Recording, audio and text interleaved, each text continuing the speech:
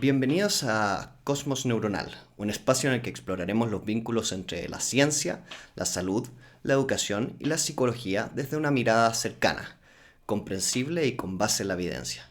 Yo soy Vicente Gatica, neuropsicólogo, y en el episodio de hoy tengo el honor de conversar con el invitado muy especial, el doctor Rodrigo Brito. Él es psicoterapeuta y filósofo formado en la Pontificia Universidad Católica de Chile, magíster en psicoterapia por la Universidad de Chile y doctor en educación por la Universidad de Nottingham en Inglaterra. Además, es instructor de prácticas de mindfulness acreditado por RIVAB Internacional, es decir, instruido en reducción del estrés basada en la atención plena, y actualmente se desempeña como profesor de la Escuela de Psicología de la Universidad Adolfo Ibáñez. La investigación del Dr. Brito se ha centrado en los últimos años en la implementación del mindfulness en contextos educativos y precisamente sobre eso conversaremos hoy. Abordaremos qué entendemos realmente por mindfulness, cómo se puede aplicar de manera práctica en la vida cotidiana y especialmente en el sistema educacional. Esta conversación no solo busca aclarar conceptos, sino también entregar herramientas concretas para quienes desean iniciar o profundizar en esta práctica. Quiero aprovechar también de mencionar que el doctor Rodrigo Brito también realiza talleres de reducción del estrés basados en atención plena. Si te interesa iniciar una práctica guiada de mindfulness o conocer más sobre su enfoque, en la descripción de este episodio podrás encontrar un enlace a sus redes sociales y un correo de contacto directo. Ahora sí, te invito a escuchar esta conversación con el doctor Rodrigo Brito. Le agradezco mucho el que pudiera venir el día de hoy, doctor Rodrigo Brito. Quería empezar realizando como una pregunta básica, ¿sí? ¿Qué sería para usted el mindfulness? ¿Por qué considera que tiene un lugar relevante también para la educación en general? Mm. Bueno, primero agradecer tu invitación, Vicente, a este espacio, que me parece muy importante poder difundir ideas y, digamos, experiencias también, ¿no? Que pueden ser relevantes para mucha gente. Bueno, en relación a mindfulness en particular, hay un montón de maneras de entenderlo. Yo lo entiendo de tres modos distintos. Primero, como una práctica. Mindfulness se puede entender como una práctica contemplativa, que lo Mm, que busca esa práctica es, o como una serie de prácticas contemplativas, ¿no? Son muchas, mm, que buscan desarrollar un estado de conciencia particular, ¿no? Que básicamente ese estado de conciencia consiste en una presencia atenta al momento presente, ¿no? Como estar realmente conectado con lo que está ocurriendo en la experiencia del aquí y ahora. Ese sería el estado digamos, sería la segunda manera de entender mindfulness, ¿no? Como un estado de nuestro estar presente, ¿no? Esa presencia conectada, atenta, consciente de lo que está ocurriendo. mm, Y habría una tercera manera de entender mindfulness que hoy día, a esta altura, se puede entender como un enfoque, ya sea de psicoterapia, que hay varios enfoques de psicoterapia basados en mindfulness, o en el caso en que yo lo vengo trabajando, puede entenderse también como un enfoque educativo, ¿sí? Es decir, una manera de entender la educación. Y eso conecta con la segunda parte de tu pregunta, ¿no? Como, ¿por qué es relevante para la educación, ¿no? claro. Yo pienso que mindfulness, que solamente en términos generales, ¿no? Para quien no conozca nada sobre esto, ¿no? Mindfulness en Occidente es una corriente, ¿no? Que lleva casi 50 años de existencia como tal, ¿no? Porque mindfulness deriva básicamente del encuentro entre la práctica del budismo y cierta psicología occidental. Ese encuentro entre esas dos tradiciones generaron esto que hoy día conocemos como mindfulness. Primero en el ámbito clínico y luego eso ha ido pasando a distintos ámbitos del quehacer humano, digamos, ¿no? Incluido la educación. Entonces, en realidad, cuando hablamos de mindfulness, estamos hablando de tradiciones contemplativas muy antiguas, ¿no? O sea, principalmente el budismo, que tiene unos 2600 años de historia, ¿no? Mm, Entonces, ¿qué es lo que en genérico, ¿no? A lo mejor después podemos entrar en detalle. ¿Qué es lo que claro, le claro. aporta mindfulness o que puede aportarle mindfulness a la educación? Es una cierta dimensión contemplativa, diría yo, que hoy día está casi totalmente ausente de los sistemas educativos actuales, ¿no? O sea, para decirlo en simple, la educación actual está hiperfocalizada, todavía lamentablemente muy focalizada en lo cognitivo, digamos, en aspectos academicistas, o en el mejor de los casos en ciertas habilidades para el trabajo, y está muy poco, ha descuidado mucho ciertas dimensiones humanas fundamentales que tienen que ver con nuestra capacidad para estar en el momento presente, para observarlo, para comprenderlo, para apreciarlo y para asombrarnos, ¿no? Y todas esas habilidades humanas que son tan importantes como la cognitiva, digamos, como la propiamente intelectual, eh, sobre todo eso y un montón de otras cosas más, mindfulness puede aportar mucho a la escuela actualmente, al sistema educativo. Entiendo. Es interesante el ver cómo esa naturaleza contemplativa del mindfulness puede ser profundamente beneficioso porque, como había comentado, en el fondo no se implementa a día de hoy. Es algo que socialmente no se ocupa y también yéndonos un poco como elementos más básicos, ¿no? Frente a estos beneficios que puede distinguir, en definitiva también por su experiencia clínica o también por toda la corriente, digamos, de académica que ha ido generando esto. ¿Qué beneficios principales ha podido observar en las personas? Bueno, hay montones de evidencia respecto de lo que la práctica de mindfulness puede aportar, ¿no?, a la vida de una persona.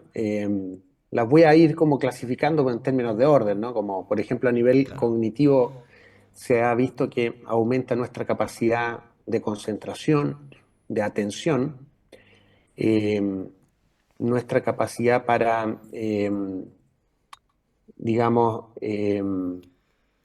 estar en la experiencia sin juzgarla, es decir, estar en la experiencia con mayor aceptación y con mayor calma, ¿no? Eh, en términos emocionales, tiene una serie de beneficios muy notables en términos de que nos ayuda a reconocer y regular emociones, sobre todo emociones desafiantes como la ansiedad, eh, el miedo, ¿no? La ira, etcétera, ¿no? Se ha estudiado mucho el tema de la ansiedad y del estrés, probablemente es por lo que mejor se le conoce a mindfulness, porque efectivamente es una práctica que lo que va haciendo a través del tiempo, por supuesto, esto no es inmediato, esto requiere una cierta disciplina y requiere Claro. una regularidad también la práctica, Es como un entrenamiento pero en el fondo, ¿no? Un es entrenamiento que como se un tiene que hacer entrenamiento. constantemente para poder adquiriendo esa habilidad en el fondo. Claro, que es importante decirlo, ¿no? O sea, el cultivo de mindfulness es como, es entrenar la mente, como del mismo modo como uno puede entrenar el cuerpo haciendo ejercicio, ¿no? Nadie Claro. saca calugas de una semana para otra, ¿no? Digamos, del mismo modo, todos estos beneficios que estoy nombrando tampoco se logran de una semana para otra, se logra Mm. gradualmente a lo largo de un tiempo, y en forma bastante particular dependiendo de las personas. O sea, esto no Mm. es una panacea universal que a todo el mundo le sirva del mismo modo. Entonces, a nivel emocional tiene una serie de beneficios en términos de que vamos aprendiendo a reconocer mejor lo que nos pasa, lo que sentimos, y poder regularlo mejor. En el caso de la ansiedad, eso es particularmente notable porque nos ayuda a vivir la vida con mayor tranquilidad, que es algo que casi todo el mundo busca, digamos. O sea, yo soy psicoterapeuta y bueno, uno de los grandes motivos de consulta es siempre que la gente quiere vivir con más calma la vida, con más tranquilidad, digamos, interna, Claro. y con más balance, con más equilibrio. Y eso, en eso mindfulness tiene mucho que aportar en términos personales, ¿no? Y además hay una línea que se está investigando mucho, que es que mindfulness aporta mucho en las relaciones interpersonales en términos de empatía y compasión, ¿sí? Mm. Esto es una línea que es relativamente más reciente. Es decir, mindfulness nos ayuda a cultivar una mayor apreciación, ¿sí?, por el otro, en tanto un ser humano, ¿no?, como ser humano igual a mí, en vez de considerar al otro en términos meramente instrumentales como a alguien que me puede servir para algo, ¿no? Que es tan, una, digamos, está tan en boga esa idea o esa práctica social de mirarnos como instrumentos, ¿no? O como roles Claro. para algo, ¿no? En el caso de mindfulness, hay la práctica te humaniza frente al otro y humaniza al otro frente a ti de tal manera que eres más sensible al sufrimiento Mm. del otro y te despierta una motivación por ayudar y por aliviar ese sufrimiento. Debo decir que yo por lo menos llevo practicando, digamos, ciertos elementos de meditación, pero diría que eh, más como en prácticas de respiración. Y siempre Mm, siento que se confunde, ¿no? Estas prácticas de repente de respiración con lo que sería mindfulness. ¿Cuál diría mm, que, antes de pasar como a los elementos de aplicación en términos educativos, mm. cómo se podría distinguir, cómo se podría diferenciar? ¿Cuáles serían los elementos esenciales que en el fondo distinguirían de un patrón de respiración, digamos, para potenciar, digamos, todos los elementos de relajación a lo que sería una práctica de mindfulness? Mm. Sí, súper, porque muchas veces uno se queda ahí nomás, ¿no? Como que uno se confunde en ambas cosas. Yo diría que el tema de la respiración, digamos, ese aspecto que es muy relevante y que se puede usar como una técnica separada, ¿no? De Mm, hecho, existe este viejo refrán, ¿no? Cuenta hasta 10 antes de decir tal cosa, ¿no? claro. O respira 3 veces antes de... Que hay algo en el imaginario respecto del imaginario colectivo, respecto de la importancia que tiene la respiración, que es verdad, digamos. La respiración es una herramienta muy poderosa Mm, para calmarnos, por ejemplo. Pero mindfulness es mucho más que simplemente respirar de una determinada manera. La respiración es un elemento de mindfulness, es un elemento porque es un elemento esencial porque la respiración es una función vegetativa que te ayuda a conectar con el presente. Eso es lo más potente que tiene la respiración en este sentido, ¿no? O sea, mm, tú pones atención a tu forma de respirar y a tu sensación de respirar y de inmediato ya estás presente. claro. ¿Sí? De inmediato ya volviste al cuerpo. Pero mindfulness también implica una atención a tu postura, es decir, a tu postura no solo en este momento, sino que permanentemente, a cómo estás sentado, a cómo caminas, a cómo te paras. Eh, Implica una atención a la situación, a lo que está ocurriendo, a lo que estás escuchando, a lo que estás decidiendo hacer o no hacer. Implica también tener todo eso, además, va de la mano con una determinada intención, o sea, con una motivación particular para hacer todo eso, ¿no? Que no es solamente un ejercicio de estar presente, sino que es estar presente con la motivación de ser más consciente y con la motivación de estar más disponible, Mm, ¿sí? Para uno mismo y para otro, para quien me necesite. Y eso trasciende el tema de la respiración, pues la respiración es solamente un aspecto de varios otros aspectos que implican las prácticas de mindfulness. claro. Ahora, llevándolo más al ámbito educativo eso, ¿m? ¿Cómo cree que se podría integrar estas prácticas de mindfulness en entornos escolares, incluso en recintos, digamos, para profesionales o empresas? ¿Cómo se podría tal vez implementar? Mm. Bueno, no sé si sabes, pero yo hice una investigación doctoral en Reino Unido, en Inglaterra, Ujú, precisamente sobre el tema ¿no? claro. Mindfulness en escuelas particularmente, ¿no? Así que me voy a focalizar más en eso. No voy a hablar de empresas en general, sino que voy a hablar de escuelas en particular, que no es menor. Es un mundo, piensa tú que todos hemos pasado por ahí, Mm, las generaciones que vienen van a seguir pasando por ahí y pasamos por ahí mucho tiempo, ¿no? Estamos por lo menos 12 o 14 años en la escuela. Entonces, es una pregunta muy relevante esto de cómo se puede implementar mindfulness y si tiene algún sentido hacerlo en el contexto escolar, educativo. Lo primero yo diría es que, y esto no es obvio, ¿eh? Lo que te voy a decir no es obvio, de hecho esto yo lo fui descubriendo en mi investigación. mm, Eh, Uno de los errores comunes que hay cuando se implementa mindfulness en una escuela es tratar de pasarlo de inmediato a los alumnos, por ejemplo. ¿sí? Porque hay un problema con un curso en particular o se detecta que los niños, por ejemplo, o los adolescentes les cuesta regularse en cierto aspecto y se implementa un taller de mindfulness para regular algo, la agresividad, la ansiedad, etcétera, ¿no? Mm, Y ese es un error muy común, pero que da una pista respecto de por dónde empezar, ¿no? Como para abordar la pregunta, ¿no? Yo creo que lo que cada vez muestran más las investigaciones es que esto parte de arriba hacia abajo y de los adultos hacia los niños, y no al revés. Eso quiere decir que si un colegio en serio quiere implementar mindfulness, lo primero que tendría que hacer es poner a todo su cuerpo directivo, o sea, desde la dirección y el equipo directivo y los profesores, primero a formarse en esto.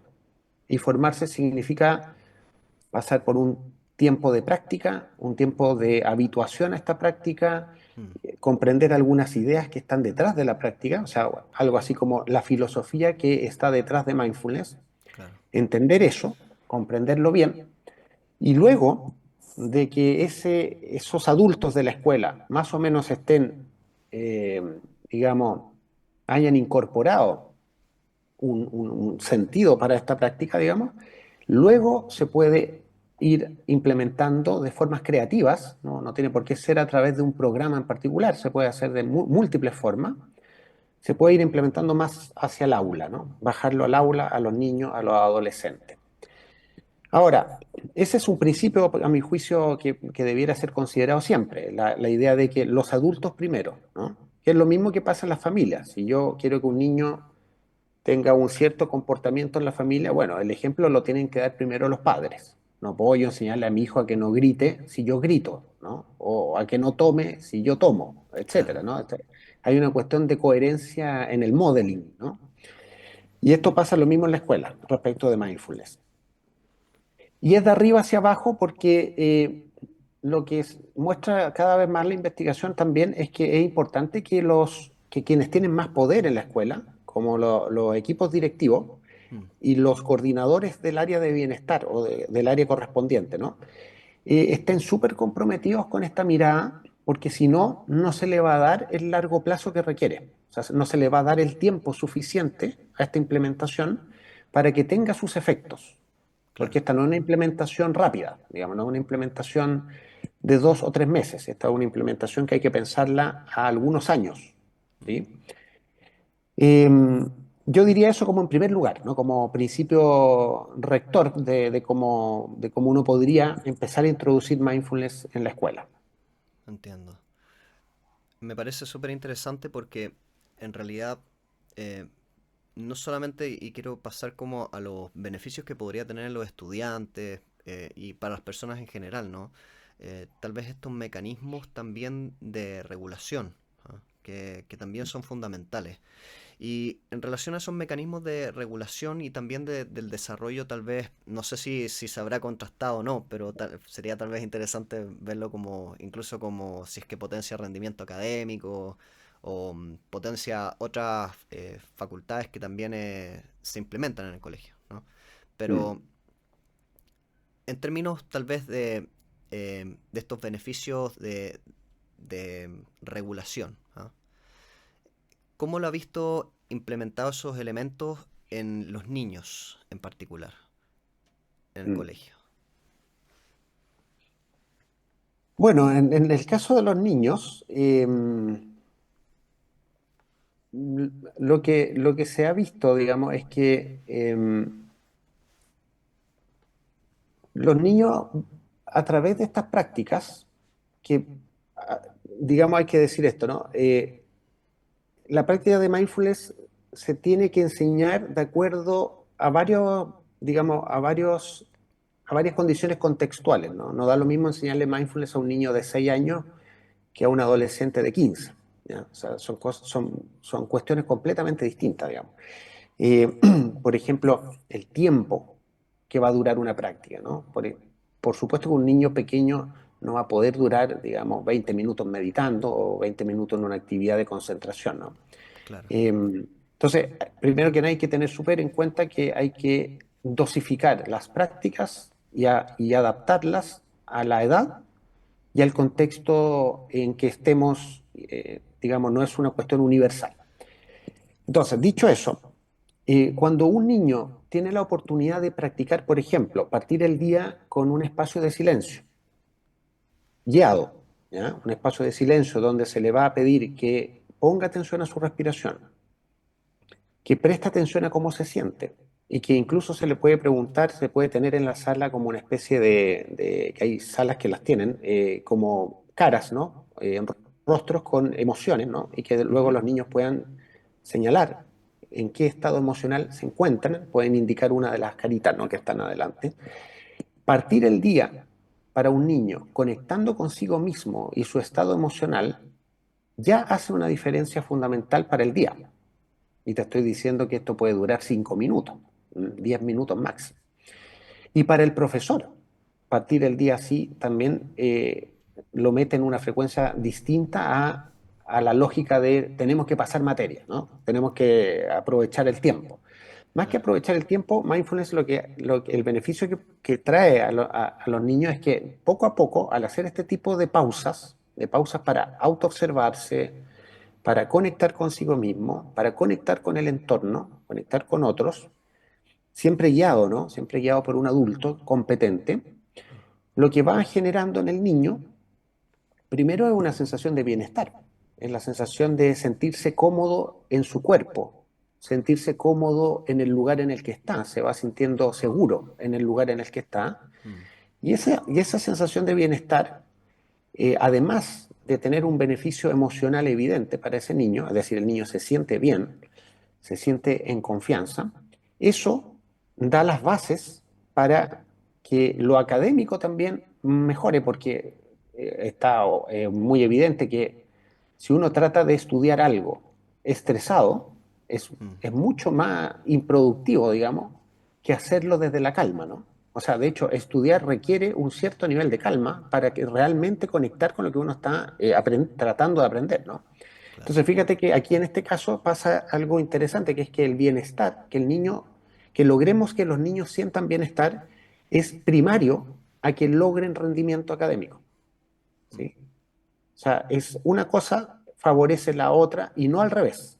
El rendimiento académico no puede ir primero porque necesitamos un estado basal que es emocional, digamos, y que también es de clima de aula, ¿sí? Digamos, no solo la emoción subjetiva del niño, sino que es el clima que se genera en esa aula donde hay niños que están haciendo una práctica de este tipo, ¿no? Claro.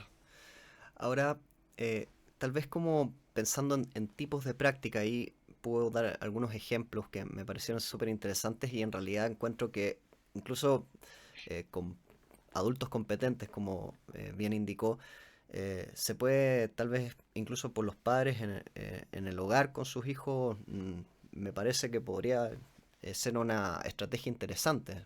No sé qué ha visto al respecto, qué piensa de utilizarlo también en el hogar. Bueno, por supuesto que el hogar, la casa, es un súper buen lugar para practicar mindfulness con los niños. Ahora, yo creo que ahí hay que hacer la distinción entre, no, eso no necesariamente implica que yo me sienta a meditar con mis hijos, ¿no?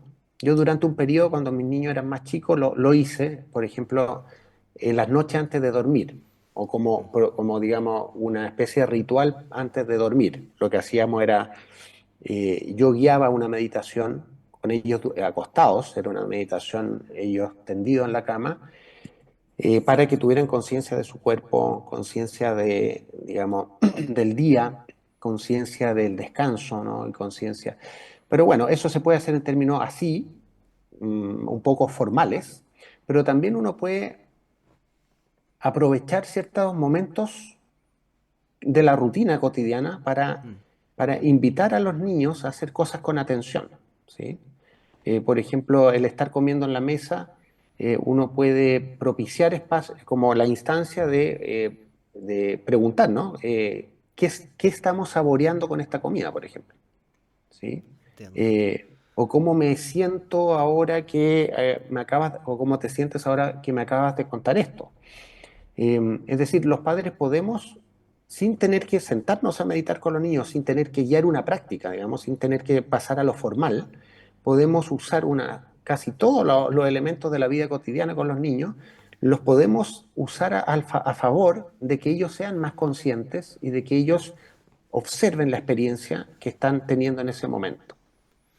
Ahora, pensando también en las personas adultas, en su vida cotidiana, que tal vez quisieran empezar en estas prácticas de mindfulness, ¿qué cosas recomendarías para que empezaran a implementar de forma paulatina y también realista y sostenible en el tiempo? Eh, a ver, un camino que hoy día es factible, digamos, es factible para mucha gente, por supuesto, tomar algún taller. Hay muchos, ¿no? Hay un montón de talleres. El más común dentro de los de mindfulness sigue siendo el taller de reducción de estrés, ¿no? Basado en mindfulness, que es un taller de 8 semanas que da unas bases, da un tiempo suficiente para probar la práctica y para dejar instalado un hábito. ¿Ya? Yo creo que tomar un taller, que puede ser ese o pueden ser otros que se están dando actualmente, puede ser un primer motor que a uno le haga como saborear esto de qué significa realmente estar presente, porque a uno le hablan de esto y uno dice, la gente suele creer que está presente. O sea, si tú le dices a alguien, bueno, es que Justamente. vamos a aprender a estar más presente, la gente te dice, pero si yo ya estoy aquí. Lo que pasa es que uno no se detiene a pensar que estar presente es una sutileza muy increíble de la conciencia humana. ¿Mm? Estar físicamente presente no es lo mismo que estar completamente en el momento presente. Esas son dos cosas distintas. Entonces, estos talleres ayudan en forma intensiva a, a entrenar esa cualidad. Esa es una manera de entrar. Pero la otra, más simple todavía, sería partir por las cosas cotidianas que podemos hacer con más atención. Es decir, transformar rutinas en rituales. ¿Sí? Por ejemplo, el tomar desayuno en la mañana, o la ducha de la mañana, o el lavado de dientes de la mañana. Yo me puedo lavar los dientes así como un trámite antes de salir, o me puedo lavar los dientes con completa atención a lo que estoy haciendo. O sea, siendo consciente del movimiento de mi mano, del cepillo en los dientes, del sabor de la pasta. O sea, ser consciente de todo lo que implica la experiencia de lavarse los dientes, que puede parecer una cosa realmente mínima, pero en el fondo, fíjate que lo que está detrás aquí es el tomar conciencia de que incluso lo más mínimo de la vida cotidiana es asombroso. De partida tengo dientes. Eso ya al cepillarme los dientes puedo darme cuenta de la maravilla de tener dientes que cepillarme, porque podría no tenerlo. Eh, al estar tomando desayuno, ser consciente de que tengo algo para comer en la mañana, ¿no? O Mm. sea, y de ducharme lo mismo, ¿no? Es como apreciar. O sea, yo puedo cultivar apreciación con las cosas que ya hago, en vez de darlas por supuesto como si es obvio que están ahí, ¿no? Dejar de suponer que las cosas que hago y las cosas que me pasan son obvias. Y eso lo puedo hacer concientizándome a partir el día de esta manera, pues como transformando en rituales situaciones que son cotidianas, poniéndoles más atención, haciéndolo con más conciencia. Entiendo. En ese sentido, pienso que es bastante fundamental, ¿no? Eso que me está comentando, porque en definitiva las personas, como bien dijo, no están conscientes de cómo están funcionando en su día a día. Mm. Eh, Debo decir que, por lo menos yo personalmente, veía que estas prácticas podían ser más como enfocadas al ámbito de respiración, pero en realidad, claro, es un entrenamiento de una forma también como que me dice entre líneas de vivir, ¿ah? Es una forma de vivir diferente a lo que el resto de personas generalmente tiende a vivir. Mm. Bueno, de hecho, esa es una de las discusiones que hay respecto de mindfulness, ¿no? En el mundo académico. Si es que esto es una técnica para lograr ciertos fines, como la regulación emocional, por ejemplo, o esto es algo más que una técnica.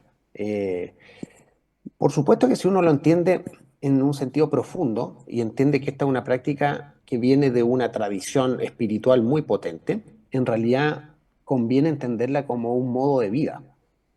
Y digo que conviene hacerlo así porque los beneficios son mucho mayores cuando uno lo entiende como una forma de vivir, más que como una mera técnica aislada, ¿no? Tiene una serie de beneficios en términos de darle más sentido a la vida que yo llevo. No tiene que ver con transformar o cambiar las cosas que hago, sino que es el modo como estoy puesto en las cosas que hago. Y eso, por supuesto, que tiene que ver con un cambio en la forma de vivir mi vida. Y yo creo que esa es una manera mucho más adecuada de entender mindfulness que meramente como una técnica, que es legítimo, por supuesto, entenderlo como simplemente como una herramienta para algo, pero creo que tiene un potencial mucho mayor si es que uno lo entiende como una capacidad humana fundamental que tenemos todos los seres humanos de vivir con más conciencia esta vida transitoria que tenemos, que es además única, ¿no? Justamente. Encuentro que ha sido una conversación sumamente interesante. Creo que podemos darnos una idea de lo que sería la definición del mindfulness y además de su aplicación práctica, que muchas veces eso no tiende a conversarse en profundidad. Así que Mm. agradezco también, doctor Rodrigo Brito, por su participación el día de hoy. Bueno, gracias a ti, Vicente, por propiciar este espacio de conversación.